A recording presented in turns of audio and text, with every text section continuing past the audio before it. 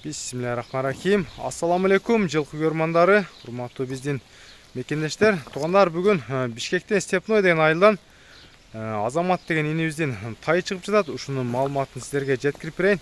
Азамат, тайдын жашы канча?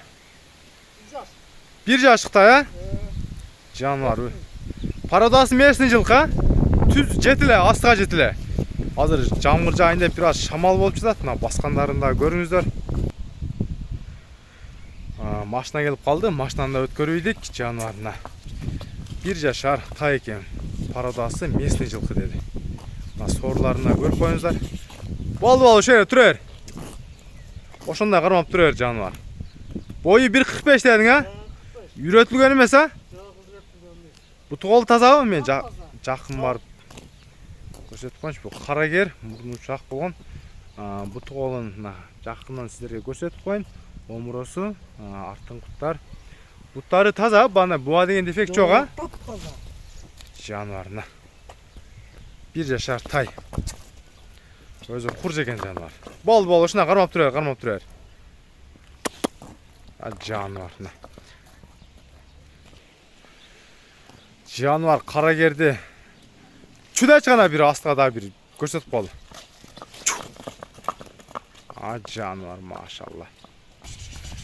Шуда чыгана. Ойнотуп элдерге ачык айкын көрсөтөлү. Жаныбар, карагер тайды көрүңүздөр. Эба кличкасын не деп аттың эле? Туман деп аттыңбы?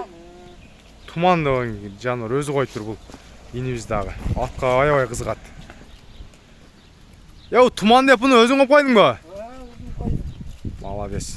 Туяктары бар жогу таза жылкынын. Туман жаныбар, кличкасы Туман. Жакшылап көрүңүздөр. Туман жаныбар. Бул жака бурчу өдөгөзөт.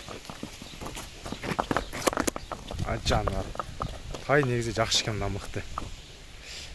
Эми ары бери бастырып да сиздерге көрсөттүк. Эң эле кызыгы. Азамат, мындай кылабыз. Баасын багандай кеми бар, анан мындай дебей, сен сата турган бааңы эле айтып койчу элдерге дагы. Сата турган эле бааң канча?